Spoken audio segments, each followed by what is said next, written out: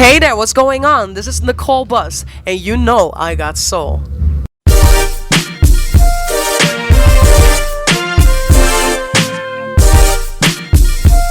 All right, you know I got soul. Very excited to be here with Nicole Bus. Like I mentioned off the air, we've been anxiously waiting to interview you, so we're finally here. And Nicole, I gotta tell you, when we first heard your single "You," when Roc Nation sent it over, we heard that Wu-Tang sample, but after that, it was like, holy crap, who is this with this powerful voice? Thank you. So I guess let's just start off. Talk about the creative process behind that record. Well, that's a good start. I like that. What we did, there was a whole group that actually helped me make my album. We made it with, I think, 8 people in total for 4 years straight, and the process was something like this. We would sit with each other in the studio, and we would just talk about things that were going on in society, or the next sample to flip. That's were like the two subjects, and so we were discussing like what sample do we have to flip. And I remember the songwriter Rocky of the group. He said like, "Yo, everyone, be quiet. I have it." And then he's like, "Cream, get the money," and we all started screaming like, "Yo, that's such a good idea!" And and that was the beginning of it. Right, and then of course on a record, a classic Wu-Tang record, but you kind of flipped it, made it an R&B record. Was that a challenge at all? Because I'm sure when you hear the beat, all you can hear is Wu-Tang.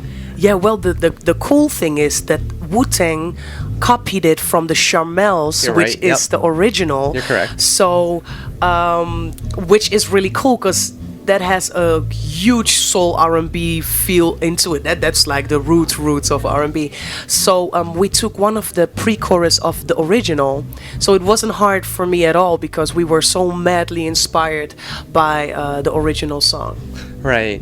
And when you first put out this record, I heard a lot of, this sounds like, she sounds like she's influenced by Lauryn Hill, a lot of influences by Jazmine Sullivan. Who are you? I ain't mad at that. I mean, those are huge compliments you could get. I mean, Lauryn Hill has been an amazing inspiration for me musically. She's actually the reason why I picked up a guitar. And Jazmine Sullivan, I actually discovered her in America, so that was new to me. But I mean, back in the days, I only used to listen to Whitney Houston, Alicia Keys, Destiny's Child, Lauryn Hill, Erykah Badu, you name it. That was my how do you say, muse. Right. Yes. And of course, you mentioned you're not from America. True. Maybe you're originally from the Netherlands. I'm from Amsterdam, Netherlands. So talk about R&B over there. Were you the only one really rocking to it, or is the love for R&B as big as it is here? Just talk about that. Oh, we Dutch people, we love R&B. I think that in general, the majority doesn't appreciate it as the American people do. Right. But there's definitely a huge, amazing love for it. Right. Now, on the record, I felt like just the feeling that you brought on that record with your vocals, that's not something we hear probably not as much in R&B anymore, but you really brought that to the table. What was the approach vocally with that song?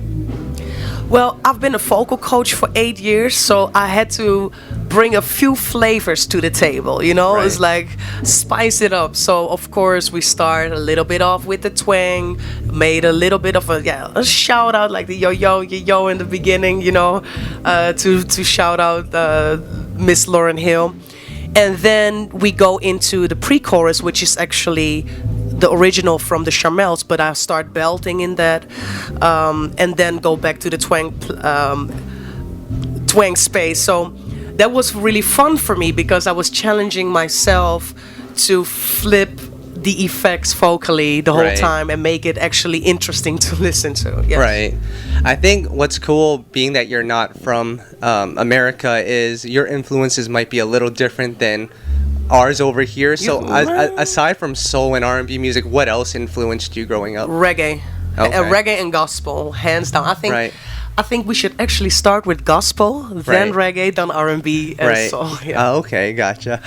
So I was mentioning off the air, as I'm preparing for your show tonight and your set, we've only really heard one record from you, True. at least for me. So I don't really know what to expect. I saw you, on stage during soundcheck with a guitar. So I mean, Yes. just talk about your sound and the new album that you're working on. What are we gonna expect? Is it gonna be like you, or are there more sounds? Just talk about that a little bit. My new album's gonna be fire, y'all. It's gonna be fire. No, for real, it's gonna be really, really cool. It's actually finished already, and we'll have a tasteful throwback to the good old days of hip hop and when sampling was just it. Right. Yes. Who have you worked with on this project? The whole project has been produced by Needles, Right. and 2 tracks have been produced by T.O. Cross. Okay. But the whole team was just me. I mean, my sister wrote a song on it, Right. And it's just a very small, intimate group of people, and that, I think that's what made it very special and personal too. Right. Now, previous to this record, a lot of people may have saw you on The Voice Holland. You had a role in that. Just looking back at that part in your career, you were a lot younger then. I guess, what were your expectations going into that? Well, I was studying at the conservatory in Amsterdam, and for all that don't know, The Voice is actually made by Dutch people. So they made it, they created it, and then they sold it all over the world. So as a Dutchie studying music, it was a huge thing to participate, and it was fun. I wasn't thinking that I was going to win, which I didn't, Right. and which was totally fine. But I had fun. I learned a lot. I met a lot of cool people, and yeah. Yeah, and it's kind of interesting. You do a show like that, a contest. Were your expectations to eventually become an artist, or were you doing it for fun? Like, just take me back to that time. Was it? I was actually an artist before that. Right. I've been an artist since I'm 16, 17, and been performing, Right. traveling around the world, Asia, Africa. So to come back and study music and participate with a show like that, it's different and Right. it's fun. Right. So after that show ended and you were on your journey developing yourself as an artist, were there any challenges there? Because I know for a lot of artists, it's all about instant gratification. You want to get signed, you want to put out the big single right away, and it took you some time. So Yes. was there any frustration there? Well, this is not my first deal. I had 2 deals with majors before this in my home country. So Okay. I don't believe in instant gratification. Everything Right. you get fast in life, you will lose even faster. Right. I believe you should go through trials and hard times, because as an artist nowadays, I think it's even more important to have something to say, to have something to give to the next generation, like Right. pass down the baton. But if you don't have anything in your backpack, then what are you going to give? Right. So that's my mindset behind that. I believe you need that traveling time, the journey, Right. to eventually be who you need to be. Right, and eventually, of course, that led you to a deal with Roc Nation, which has a lot of people excited. Obviously, big names behind that. I guess, what were your expectations when you signed with Roc Nation? What kind of intrigued you with that deal? I think Roc Nation is an amazing company. So for all at home, next to the conservatory, I studied music business. Right. So for me to come from the legal side of doing the business, Right. I look at companies and labels differently. Right. I study their structure. I study their culture, because every label has a culture. Right. And when I studied Roc Nation, first of all, they're an indie label, but they have the power of a major. Right. It obviously has been established by a great artist, Jay-Z. Right. Yeah. So that already gave me an idea, like, okay, if an artist started a company like this, the culture is different, because it comes from an art and a creative side of the story. Right. And that's what drew me in immediately. I'm like, wow, I would love to be a part of this amazing team. Right. No, that's very interesting. Do you find that because you know the business side of things, because a lot of artists, when they come in, they just focus on the music, but you know the other aspect of it, does that make you maneuver your career a little differently? Knowing the business side of music changes a lot. You are more conscious. You are more. How do you say that? Voorzichtig, precautious, careful. You're more careful. Right.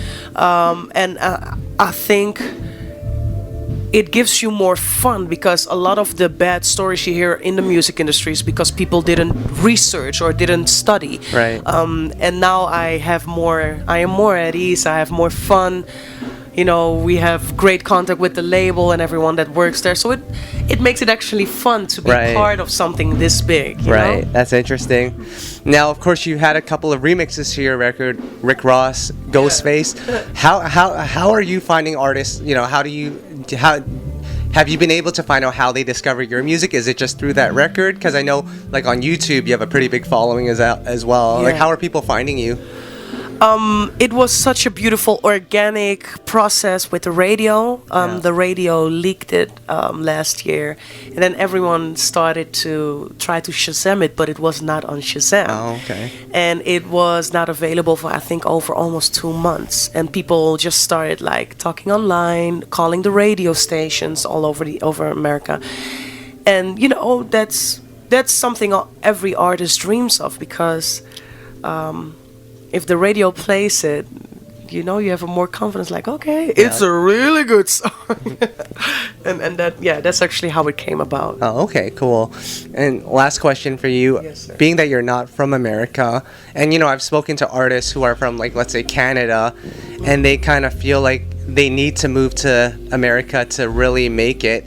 But those artists who I spoke to, that was probably about 10 years ago, before social media really took off. So now we're in 2019. Do you think it's possible for an artist to blow up outside of America? Or do you feel like you still need the backing from America to really make it? Sorry, there's some lipstick on.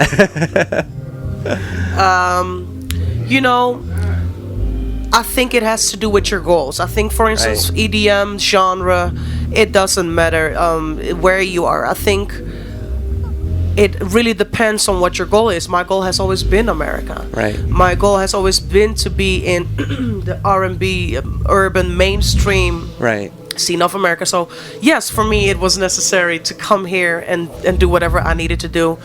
But hey, for the same thing, you could be making EDM and you're like, I'm gonna stay in Amsterdam and be fine by myself, and that's cool because it works, you know. Right. Nowadays. Yeah. And Nicole, that's all that we've got for you. Is there anything you'd like to add?